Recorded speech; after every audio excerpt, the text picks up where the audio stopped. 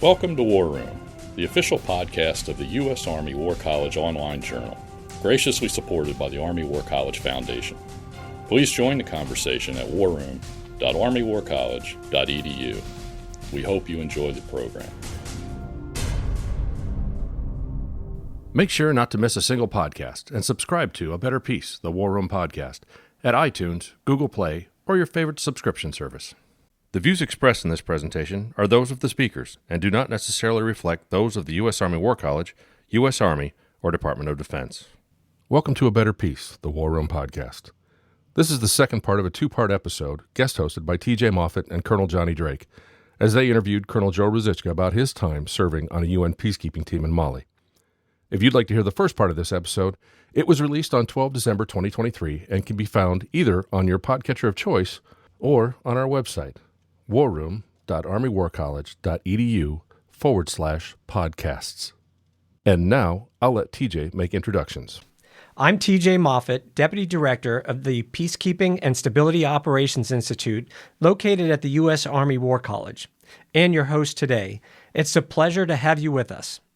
We're excited to have United States Army Colonel Joe Ruzicka join us today after returning from a 10-month deployment in Bamako, Mali, where he served as the Senior U.S. military observer and command group advisor in the United Nations Multidimensional Integrated Stabilization Mission in Mali, also known as MINUSMA. Welcome to the podcast, Joe. Thank you. We are also happy to have Colonel Jonny Drake, an Army FAO, Foreign Area Officer, who is currently the Peace Ops Division Chief in PKSOI. It's good to be with you, TJ. And Joe? Today we're going to talk about Colonel Ruzicka's experience with the UN mission in Mali. First, we'd like to talk about the mandate that was established in 2013 by a unanimous decision of the Security Council. It was a Chapter 7 mandate to take military action to restore peace and security in Mali. It also authorized all means necessary. Fast forward 10 years later, and the government of Mali, which has transferred power from a democratically elected civilian president to a coup-led colonel, and we now have a new mandate. The new government in 2023 demanded that the UN depart from Mali by the end of the year, giving it approximately 6 months to leave. Joe, could you talk a little bit about some of the challenges of the mission so some of the things that led to a loss of faith from even member states in the mission, but also from the Malian government, maybe some of the credibility challenges that they faced over the preceding years? Yeah, so I think when we talk about the government of Mali and their lack of faith or lack of trust in MINUSMA, so the mission lasted a little over 10 years. And I think what they saw inside their country was violence or violent extremist organizations, terrorist organizations actually grew inside of the country. So the complexity of the environment and the desire to have nations contribute troops doesn't necessarily bring the best available force into the country. So one particular example, we had an element that was responsible for convoy security or logistics security. And unfortunately, early in their time, they suffered a IED attack and had catastrophic casualties. But that incident, instead of taking their training or their perceived training or what we thought that they had and taking in new TTPs and continuing to do the mission, this element just shut down. And so for 9 months of their 12-month tour, they refused to do any type of mission. They would not leave the super camp. They would not do what they had been given to MINUSMA to do. But there's no accountability to that organization or that country to get them back into the fight per se, to get them to do what they're asked to do. Instead, they're on the super camp. They still collect the monetary stipend that is given to every UN soldier, and they're still cared for and fed and everything and inside of Mali, but they're not doing what's asked of them. And again, from a even the civilian leadership, the SRSG, there's no way that they can hold that organization accountable. So they have to work back through the UN and back through the Security Council to try to get either the country to get their element to participate in missions, or pull them from the mission, and now we can replace them or find another country to contribute the necessary soldiers to accomplish that. But then again, lack of trust is, I think from the Malian government standpoint, I don't know that they saw the benefits of having MINUSMA there. So their problems were primarily security-related problems. And MINUSMA, at least in Mali's case, is that UN organization is not structured, resourced, or built in a way to counter those violent extremist organizations or combat that terrorist activity that's going on. So I think that leads to the lack of trust and faith from the government. Right. So previous force commanders in different missions have even advocated for giving the UN forces more teeth, more offensive capability to address some of those. Because if you don't address them, you're opening yourself to be questioned. What are you doing here if you can't take down these groups that are attacking civilians? Well, exactly. If MINUSMA, in this case MINUSMA, or the UN does not have the capability to do that, then the host nation is going to find a partner that brings the capability to do that. And in this case, what we saw was Mali was not happy with Barkhane, or the French third-party organization that was dealing with the violent extremists. So they brought in a new partner, which was Wagner, associated with Russia, to deal with what they believe is their number one security problem, and that is the violent extremist organizations that operate. Now, I think in Mali's mind, that partner is going to provide them with the capability to build time and space to regain the sovereignty of their country. It's still a sovereign nation, but you have a split between the north and the south, which is Bamako, on what that country looks like. And until Mali is able to establish security, I don't know that they can deal with that second problem set. So when you talk about bringing in the third party, and we talk about Wagner in this case, one of the main reasons that seems to have motivated the government of Mali to move towards terminating the UN presence was a raid in the town of Mora, where many white armed gunmen were identified as coming in and doing a massacre of almost 500 people, which the UN subsequently investigated, the conclusion being that those white men were from Wagner. Although there was no definitive evidence of that, that was the conclusion. I think in that if we assume that it was Wagner in that case, and Wagner along with Malian troops, because there were Malian troops there as well, as we look at the government's way ahead with the UN leaving, do you think that they believe that Wagner is going to help more than the United Nations mission did? And do you think that that Wagner is going to be the reliable partner that they believe them to be? So I think, and we've touched on this a little bit before, right? So if we remove the UN presence and we remove the blue helmets, then we remove the potentially watchful eye that prevents or is able to investigate human rights atrocities that may occur. I think in changing the mandate to ask MINUSMA to withdraw within 6 months gives the government of Mali an opportunity to solely partner with Wagner and then potentially do things the way they want to do things without the fear of that watchful eye. Because as we saw during our time there, the government of Mali became very restrictive in what they would allow UN to do. We don't have a lot of ISR capability. We don't have a lot of aircraft capability. But the ones that we do have, that we're able to provide some type of ISR, intelligence, surveillance, reconnaissance for ground forces, or if we did get some indications of human rights violations, potentially investigate those.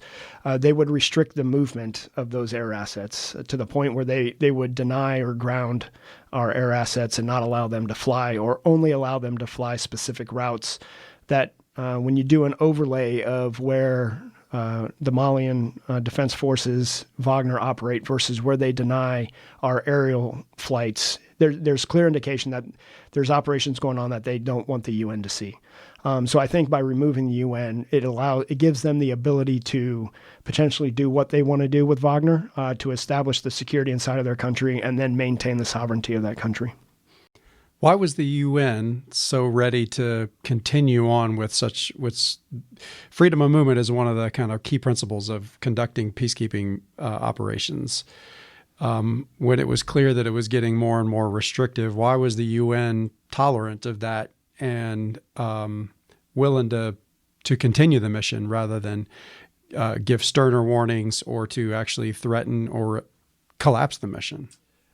So I think, and that's what we expected the mandate change to be something along the lines of what you just described. Okay, hey, here's some more strict benchmarks or measures of performance, measures of effectiveness to show that the UN is actually contributing to a better Mali. I think that, so it's not financially beneficial to some to stop a UN mission. There's a huge financial cost that goes into a UN mission, and from the force side, some of the wages that a country gets from participating in a UN mission, that's life-changing for some of these countries and some of these forces. It's the same for the civilian side of any UN mission, or at least the mission in Mali. It is a very financially lucrative operation to be a civilian or to work inside of these UN missions. So depending on what the influence is, at the higher levels of the United Nations in collapsing or changing a mission, there's probably a lot of bureaucracy and politics that are involved to prevent a mission from closing down. And I think that's one thing in my time there that I really struggled with. There's no real accountability to measure how well a mission is doing. And I think in the case of Mali, so again, there for 10 plus years, trying to establish a more peaceful country. And the day the mandate changed, we saw on the ground, so from June 30th to July 31st, we saw a return to pre-peace accord violence, if not an escalation in violence in that country. And today you can read anything open source and you can see the magnitude of violence inside of that country is staggering. So the accountability piece or the accountability apparatus to show success to the end state of any UN mission, I think, is lacking in some areas. And that's a discussion that has been ongoing now for at least a decade, is how do we establish metrics to determine success and failure and reinforce success when we need to. Especially in changing circumstances as the political situation changes, right? Yeah, so very much. And, the other thing, too, as you look at it, you talked about within the mission and within the force, but what is the UN headquarters doing when they are looking at renewing a mandate? When they are determining, we're being more restricted right now. We can't get this movement. What are we willing to take? What are we not willing to take? What are the strategic discussions that are happening in New York City and between capitals over the mission there? And I know that in the force you don't have access to that. But I offer that, one, because we're here at the Army War College talking strategy and strategic issues, but also because a lot of times we don't know what's happening at the national level. And for the UN headquarters, we'd call that, we can kind of consider that the national level for the UN missions that are being executed. And so I think the conversations that are happening in UN headquarters definitely impact what they will and will not do in the mission, and why we keep driving forward. And unfortunately, that goes back to, again, the metrics. What are they looking at, other than the reports from the mission, to determine whether or not they should continue? Right. And I think part of that goes to, the makeup of the Security Council. So, Mali has chosen Russia as their strategic partner. And so part of whatever decision the Security Council has to make, it has to take into consideration, okay, what backing are we going to get from Mali's strategic partners? And so I think that definitely comes into play in whatever conversations they're having inside of that headquarters. Obviously not privy to those down on the ground in the force headquarters. But, I think as they go to relook and renew mandates and you start putting in metrics, it has to be something that's agreeable from all parties. And I think that's hard to do in this day and age. You mentioned Russia as as a member of the Security Council, but we've been talking Wagner mostly. So what do you see as Russia's role? Does the Russian government have a significant role, or is it just the fact that Wagner has been there now and has established itself and is continuing to build its influence within the country as opposed to the political influence of Russia? Yeah, so I think it'll be interesting to see how the Russia and Wagner piece plays out in the future in Mali. For me, a couple of things. During my time there, and I did spend some time weekly with the U.S. Embassy there in Bamako and had a fantastic relationship with the embassy. But you did see a increase in partnership discussions, talks, visits from senior Russian leadership, civilian leadership into Bamako, and then members of the Malian government going into Russia for various conferences and meetings. So there is definitely a growing partnership between Russia and Mali. Most of the Malian equipment right now is Russian. I think there were 2 large shipments of equipment that came to Mali from Russia when we were there. And, we're talking about aircraft, whether it's the Su-25 or the Mi-8s, Mi-17s that they fly, or I think it's the L-39 Albatross. So a lot of the aircraft that they have are Russian made. And you do see a lot of Russian influence, I think, in some of the decisions that are being made in Mali. And there is a growing partnership, I think, at the strategic level of those 2 countries, and definitely military capabilities. Now, I think the big indication will be what does the future look like with Russia. So right now, obviously, Russia is tied up in Ukraine and has a fight going on in Ukraine. But I think if we start to see conventional Russian forces in some of these Northwest African countries, I think strategically we really need to look at, okay, how do we better counter the Russian influence in some of these areas?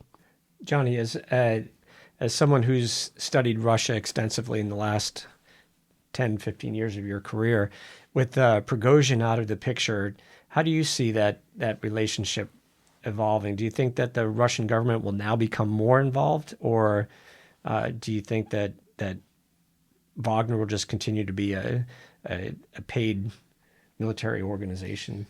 Well, I think that the Russian government has taken steps over the past few months, especially since Prigozhin's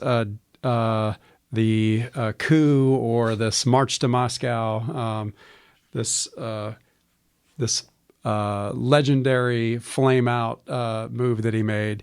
The Russian government has taken steps over the past couple of months to rein in the Wagner Group, to seize control of some of their assets, their financial assets, the infrastructure that they've got, the rights that they have access to, and even in some cases tell directly their partner governments that no longer will you work with the heads of these entities, that you'll work kind of through us. Now, there's still subsidiaries working in these countries, but I think that we're seeing more and more state control of the Wagner enterprise. And Wagner Group is not just one group, right? Mm-hmm. It's a few dozen enterprises that work in different parts of the world, in mostly fragile states that have natural resources of some sort, something to benefit financially the owners and the operators. But I think, like Joe said, it'll be interesting to see what happens does this transition to more conventional force or more formal, overt ownership of the Russian state, or does it stay in a semi paramilitary type outfit? And of course, in the near future, we can't forget that the conflict in Ukraine is consuming Russia's attention right now, and they may be a little bit more open to letting some of these subsidiaries continue with what they're doing as long as they don't get out of line, maybe. Right. So, Joe, I have to ask, last question for my part, I believe anyway, is, there's a tendency whenever a UN mission collapses, especially under these circumstances where the host country has asked the UN to leave. Some questions about other UN missions that are ongoing right now and what their future might be, and kind of reviewing how long they've been there and the sort of stagnation and peace process movements. And there's always a tendency to ask, is the UN fit for purpose? Does the UN construct for peacekeeping, and remember this is its only tool in its toolkit for at least hard power, is it conducive to enabling, preserving, and promoting peace in these fragile states in the 21st century? And I'd love to just get your take on it. Yeah, I think so.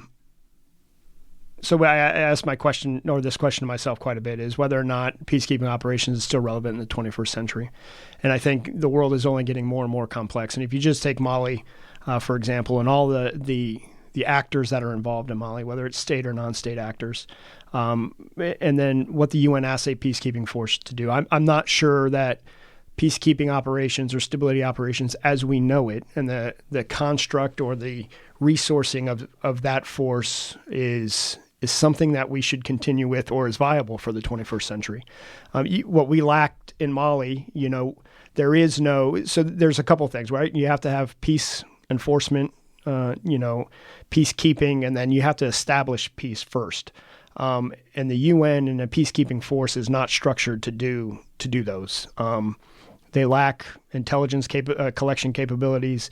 They lack, in Mali's case, the UN peacekeeping force lacks a counterterrorism apparatus that is able to be controlled by the force commander and not relied upon through a third party. First we had Barkhane and now we have Wagner there trying to do the counterterrorism fight. But the UN specific to peacekeeping mission does not have its own inherent force that the force commander can control to combat that. So, when we talk about establishing security and establishing peace, I don't think, my personal opinion is, I don't think the current construct of peacekeeping forces is going to work going forward in a complex world that we live in.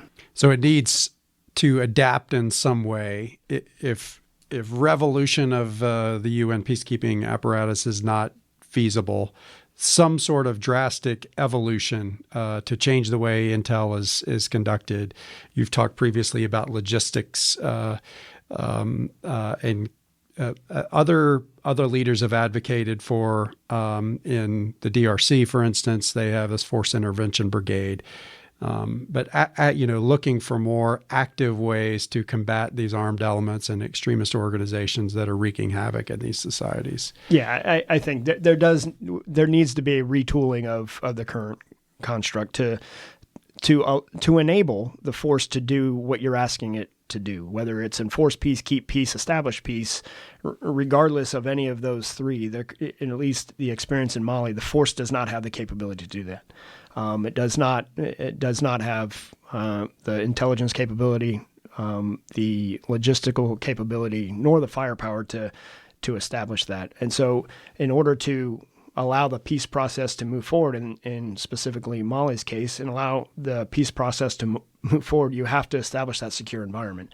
And the UN peacekeeping force cannot do that alone. So that's why you see Mali requiring other outside organizations to try to establish that peace before they can move forward. And again, it's just too many actors, I think, to establish a stable environment inside of the country. I know there's considerations of trying to bring in regional forces to deal with peacekeeping, but we see the same thing right now in the Democratic Republic of Congo with regards to the regional force that's there that's now been asked to leave in December as well. So we now have two areas that we could consider relatively unstable that are now going to be void of any kind of international tool. And the UN peacekeeping, right now, it's the only tool that we have for this kind of thing. We talked a little bit earlier. You mentioned the $1.2 billion price tag of a UN mission, but we in the United States, we spend that in a week in a place like Afghanistan. So if there's a way to do it in a more cost-effective way with an international response as opposed to a unilateral response, I think that we have an obligation to try to find that solution. And maybe it is somewhere between the regional force and a UN force. I think in talking to you, you had some really good recommendations in terms of a way ahead for that, but some of them seem politically very difficult to accomplish when you consider all the members of the General Assembly that, especially the troop contributing countries that are so appreciated, especially the small countries that just have huge contributions compared to the size of their militaries. They're necessary, but how do we bring them all into a common standard? How do we bring them into a common planning process?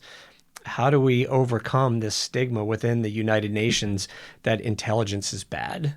How do you overcome the obstacle of information operations when all you can do is respond to a disinformation action by trying to counter it on social media, when you can't find a way to preemptively react to it and get the word out? Or in a country as big as Mali, which is huge.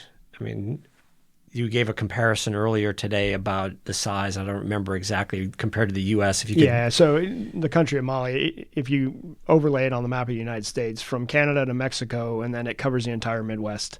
So the country is massive. For me to travel, me and my team to travel, if we wanted to go to the farthest super camp, which is Tikrit in northern Mali, it was a 3-hour plane ride from Bamako, the capital, to another super camp of Gao, and that's on a fixed-wing aircraft, and then it's an 1.5-hour helicopter flight from Gao up to Tikrit.